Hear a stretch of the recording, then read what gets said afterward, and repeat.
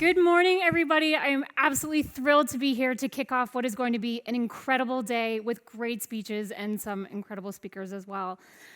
If any of you are like me, sometimes you might feel like we're overwhelmed by how fast the world is moving, and just trying to keep up is a real challenge. And the reality is, it's not just because we're getting older. It's because the pace at which technology is changing is faster than it's ever been before. So today I'm going to talk to you about accelerating technology, what that is, give you a few examples, and how it's going to apply to the lives of children. Now, my main goal today is to leave you absolutely excited about the future that we're going to build together with this technology. But in order to get there, I am going to make you think, and I'm going to make you really uncomfortable at thinking about the challenges that we have to overcome in order to get there.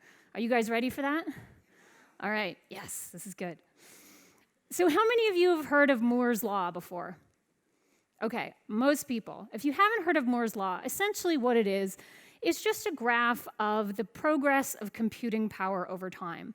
So you can essentially plot that computing power is going to double every 18 months with almost perfect precision. So what does that mean? It means that today, you know you have a certain level of computing power, but 5 years down the road, you can pretty much exactly predict what you're going to have then. So who cares? What's the big deal about that? I want you to turn to your neighbor right now, and in less than 5 seconds, tell them one way that you would make this room that we're all in right now a little bit better. Ready? Go.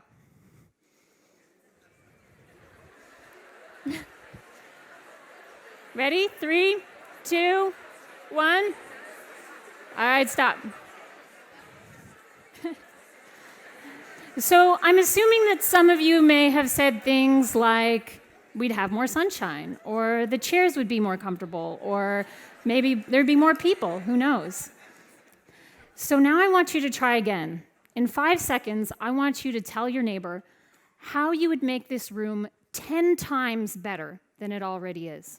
Go.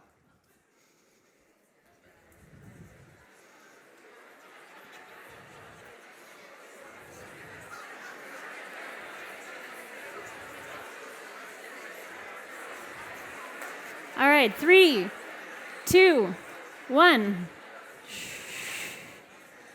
Does anybody have a really cool idea that they came up with that they want to share?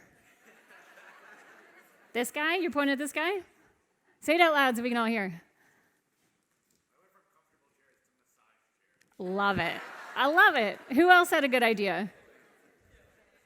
Yeah, go for it. I love it. I love it.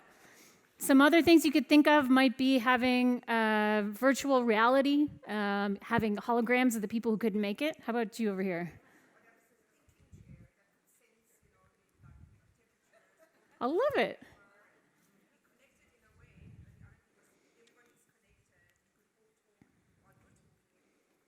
I love that. That is exactly what I'm looking for. This is perfect.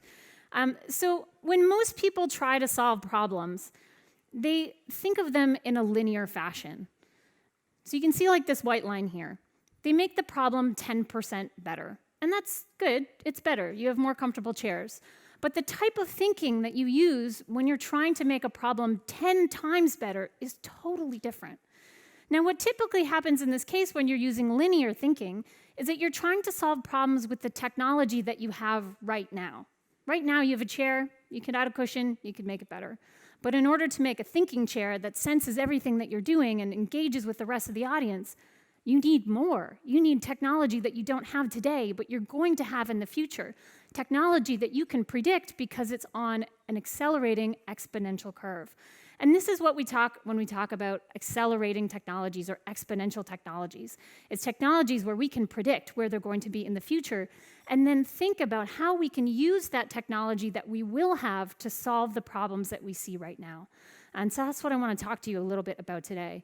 So if you look in this example, one example I'd like to kind of apply with this slide is in and around oil and gas.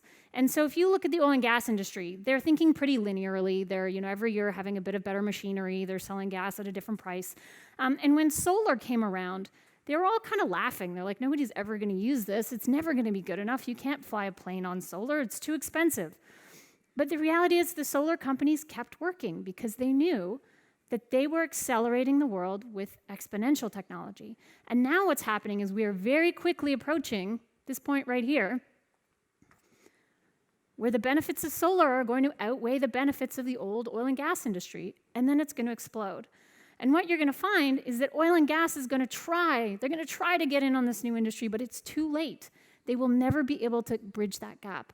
And so when we're thinking today about early childhood development and the world and the future that we want to create, this is the gap that we want to create.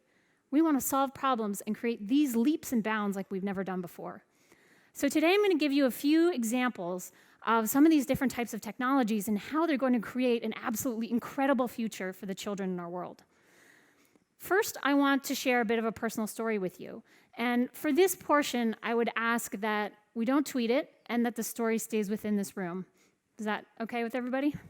You'll understand why in a second. So we're at this incredible point where we can start to look at our genomes and how we can take ourselves as humans and make ourselves better, make ourselves superhuman from a biological standpoint. So this technology that we have is called CRISPR-Cas9. And essentially the way it works is it enables you to take out a small chunk of your DNA in a very precise manner and either replace a defective gene or upgrade a gene that was there before. So I want you to imagine that there's a child out there who has below average strength. They've got some muscle problems. They don't work as well as other kids. How many of you would be okay if they edited their genes so that they had average levels of mobility? Okay. How many of you would be okay if a kid with average strength who was so passionate about becoming a professional soccer player so they could pull their family out of poverty, edited their average gene to become amazing? Not quite so many. The reality is there are no answers to these questions, but these are questions that we need to be talking about right now. Because if we go back to this graph, we're in the early stages right now. We're on this left-hand side. And by the time we hit this breaking point in the center before everything explodes, it's going to be way too late. So I want to introduce you to this girl. This girl is Haley, and she's 7 years old.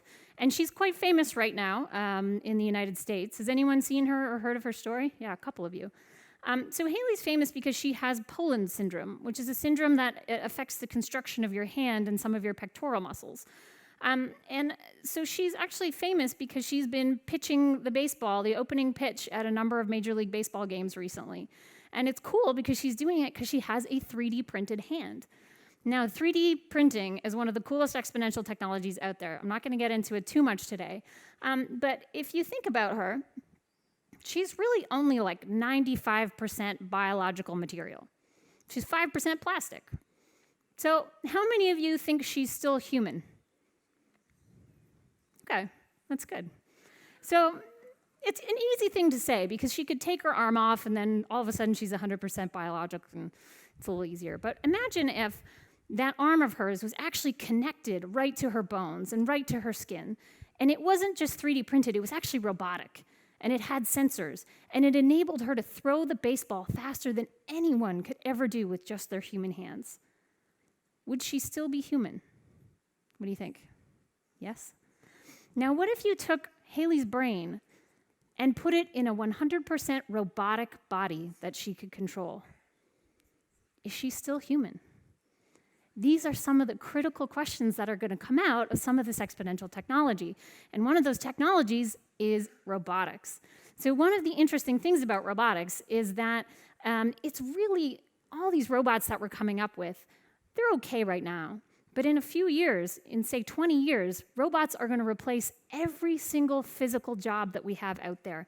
They're going to be better at everything. And so whether you're integrating these robotics with yourself as a human to become this amazing humanoid, or if you're just using robots on a daily basis to create more efficient or safer workplaces, this is going to become an absolutely monumental part of everything that we do. So the other part about robotics is that it's not just going to replace physical work. It's actually already replacing emotional work as well. This is a emotional support seal called Pavo or Pano. I can't remember what it's called. Anyway, it's in Japan. And this seal is used to work with patients who have PTSD or dementia, and it has sensors that enable it to learn about what are the actions that calm a patient versus actions that agitate that patient. And so this is just the beginning of where robotics can go from an emotional perspective. You can have people caring for children, you can have people, becoming your friend. Robots are going to play a really big role. So when you start to look at the future that our children are going to grow up in, if you can't train them for physical jobs, and you can't train them for emotional jobs, what are we training them for? The reality is the most useful skill that you can train kids to have today has nothing to do with mathematics, has nothing to do with literature. The most useful skill they can have is adaptability. The ability to change, and to change quickly, and to predict trends so that they know how they need to change in order to stay relevant in an ever-changing world. So this is a robot called Cosmo that is actually designed to become your friend. And not only does it interact with you, it actually learns over time how to become a better friend. And it's possible to do this because of artificial intelligence. Now, when you think about back to, say, the 1500s, every activity that you did, every action that you took required a physical muscle power, and it required brain power. And electricity and robotics has replaced this physical power that we need. But brain power is now about to be replaced with artificial intelligence. So I want to bring you back to Haley. Imagine Haley is in her full human body, her biological body, and you take her brain and you connect it to artificial intelligence. So she's able to learn not only from her own experiences, but the experiences of millions of other children all around the world. How do you design an education system that suits a child like that? Someone who's now able to see the world through a million other sets of eyes. But then again, how do you ensure that the biases and the bad experiences that we've built upon in our past don't get carried forward through this same artificial intelligence? One of the struggles that we're seeing with this technology right now is that it's learning from the data that's fed into it. And the data that's fed into it is based on the biases of our past. So when you look at, say, what the best makeup of an engineer is, well, it's most likely going to be a white male. And that's not because white males are the best engineers, it's just because in history, that's who they've been. So we have to be careful around how we integrate artificial intelligence into the future of our children, because there's a lot of critical things, but there's a lot of exciting things too. Artificial intelligence is already solving problems that humans are struggling with right now. So when you look at, say, cancer diagnosis, artificial intelligence can diagnose 90% of stage 1 lung cancers, where human doctors, only 40%. So think about where we are on that exponential graph with AI. We're right at the beginning. The potential of this technology is absolutely incredible. So one of the key pieces around artificial intelligence is that everyone kind of thinks it's a bit like magic. You sprinkle it here, you sprinkle it there, and it's going to solve all of our problems. 5% of it is magic. 95% of it is cleaning data and feeding it into the system. So one of the key issues around this is that data is hard to come by, particularly in the sustainable development space. And so that's why I wanted to tell you a little about what we're doing at the ICSO Foundation, the organization that I work with, because it's very involved with data and its impact on the world. So ICSO is essentially, we want to solve the sustainable development goals. That's our dream. But we know that in order to do that, we need to bring more funding into the space, and we need to do better with the funding that we have. We need to become more effective and more efficient and optimize the impact work that we're doing. And we know that in order to achieve both of those things, data is at the key of both of them. But data in this space is hard to find. And when you find it, the reality is it's usually very high resolution. You don't know where it came from. You have no way to check if it's actually legitimate. So ICSO is building out a blockchain-based protocol, essentially a platform that any organization can build on top of to create something called an impact claim. You could claim you taught 100 kids. You could claim you cleaned the beach, planted 1 million trees. And then that claim is verified by an evaluator or a data source of some kind, creating proof of impact, proof that the impact that you say that you have achieved has actually happened. Now, this proof is incredible because it enables you to access funding like social impact bonds, government subsidies, and other pay-for-success type impact investing. But the really important part about all of this is that all the data associated with these claims becomes a part of a global impact ledger, essentially an open data commons that anyone can access to use to make more informed decisions about the work that they're doing and optimize the impact. So we're absolutely thrilled to be partnered with Innovation Edge on a project that we called Amply. Amply is an application that's built out on the ICSO protocol that's helping children right here in South Africa. For many kids, as many of you know, many kids in South Africa can't afford to go to preschool. It's just too expensive. But there are great government subsidies out there that can help teachers get paid to teach these kids. But in order for them to access them, they have to fill out attendance on paper every single day and then take all those records in to the government and have them verified and have them checked. And it's a ridiculous process. But with the Amply application, they have a basic mobile interface where they just take attendance. That's it, every day. And that attendance claim creates an impact claim. And when you have that proof of impact, they can more easily access this government funding. And then all the information around how many kids are going to school, which schools have good attendance rates, become accessible to all of you guys who are doing great educational programs for early childhood development. This is what we love about this, is really the impact of exponential technologies like blockchain, big data, and eventually AI once we can feed this data into it, and how it's going to actually transform the lives of kids on a day-to-day basis. So we'd love for you to learn more about what we're doing at ICSO. You can find us on our website and on Twitter. But if there's one thing that I want you to take away from this talk today, it's that as you listen to the rest of these amazing presentations and engage with each and every one of you, I want you to keep that 10x mindset in your head and start to think about how you can use some of these incredible technologies to solve problems that are going to be way out in the future, but problems where you can predict how you can do this by starting now. So I want to thank you all for listening to me today, and I hope to engage with all of you over the next little while.